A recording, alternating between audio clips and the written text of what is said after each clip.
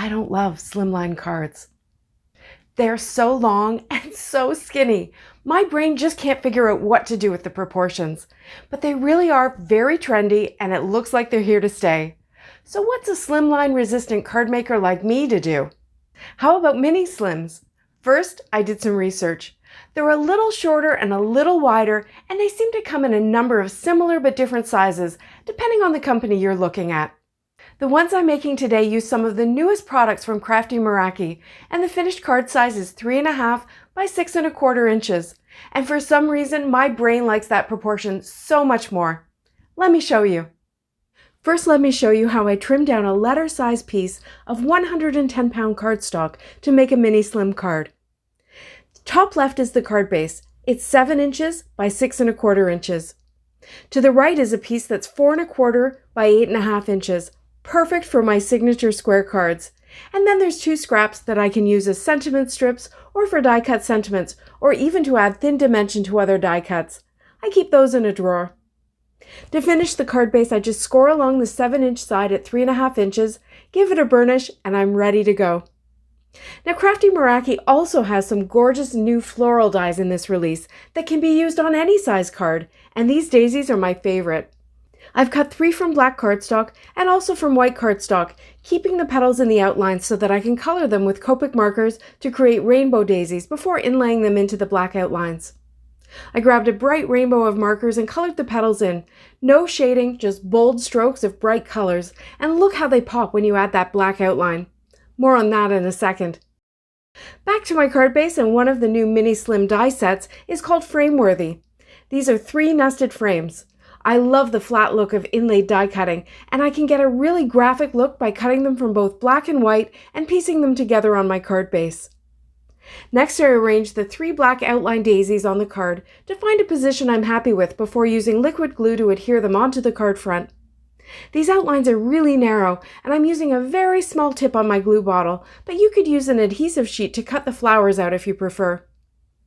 Once the outlines are in place, I fill each petal with some more of the liquid glue. Not fill, really, just add some dots, so I can place each petal where it belongs. It's helpful that my card base is flat with all the frames inlaid, otherwise it would be trickier to do this inlaying. I did have some repositionable tape along the backs of the white daisies to hold the petals in place temporarily while I colored them, but it's easy to pull them out of the white outline and put them into the sticky places in the black flowers on the card. Now these flowers are big on this card size, so I didn't end up adding a sentiment at all. You could use these daisies on any size card, including a regular longer slimline card, or you could just use one daisy. This time I used just the outline over the inlaid frames, which have been ink blended. I stamped a sentiment from a previously released floral stamp set called Elegance to finish this card off. For my next card, I'm going to snip the outer frame away from the 2 inner frame dies to show you a way to combine mini slim with regular slimline products. I start by cutting the large frame from white cardstock, and then I cut the slimline plaid die also from white cardstock. Then I use that same large frame to cut the plaid down. The result is a piece of plaid that fits perfectly inside the frame, giving you both the pattern and a finished edge. Clever, right? I've also got a rainbow panel I created with some ink blending, and again I'm going to use that frame to get a panel the exact right size. Well, almost. I was a bit dumb and I blended onto a regular A2 size panel, which is just a titch too short for the frame, but it's close enough, and with the plaid over top, I don't think anyone will notice. To finish this one off, I used a center rectangle from the nested frame die cuts as a sentiment strip. I chose a sentiment from the Elegance stamp set and I stamped it in black ink. I think that a Celebrate card definitely needs some sparkle, and these new butterfly-shaped gems fit the bill. And they seem to change color and shimmer as the light changes. They're so pretty. My next card is actually a 2-for-1 design, and it uses another new mini slim background die called Around the Block. It's a grid of circles with some stitch details, and I've cut it from white cardstock. To add some quick color to these dots, I put some temporary adhesive on my pad of newsprint, and I lined up the dots back in their original grid formation. Then I just quickly swiped ink over them so that each row of dots has 2 colors on it. I didn't worry at all about smooth blending. I just quickly got the color down.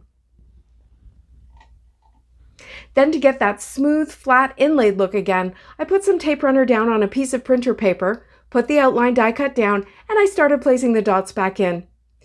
You could have some fun and mix up the colors or even just the directions of the blends, but I stuck to the original layout. You can see that the badness of my ink blending really doesn't matter. Each of the dots is looking pretty good. And when I had it all filled in, I spritzed the whole thing with shimmer spray. I trimmed it down and I let it dry. Now I'm going to use this dotted panel in pretty much the same way as I used the piece of white cardstock for the first card. I cut the inner two frames from the center of this panel, and because everything is stuck down on the printer paper, it's still easy to cut through and it all stays together. I cut the frames also from white cardstock, and that gave me the 2-for-1 design. This card has the dots on the outside and the center pieces, and I stamped some sentiments and butterflies from another stamp set. And then this second card with the actual inner frames from the dots and the white for the rest. This time I added one of the slimline tag sentiments and some of the blue-green butterflies, as well as the pink-orange ones. Here's another card using one of the other new floral dies.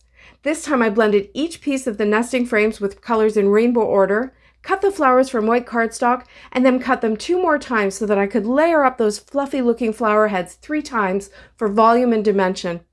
And finally, another black and white nested frame background, this time with a rainbow blended sentiment from another slimline tag set, and even more butterflies. This video is part of a hop to celebrate the latest release of Crafty Meraki goodies, and the link to the next person is in the description below. So please use that to hop and comment for a chance to win. Thanks so much for watching. See you next time!